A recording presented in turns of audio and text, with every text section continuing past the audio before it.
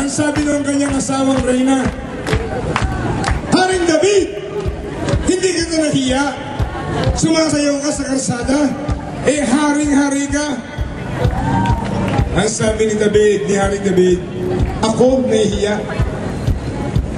Nahihiya kong purihin at sayawan ang aking Diyos na pinanggalingan ang aking buhay at siyang dahilan kung bakit ako nagtagumpay at naging hari. Sayawin natin sandali ang Panginoon. Senador Ramoncito Ocampo.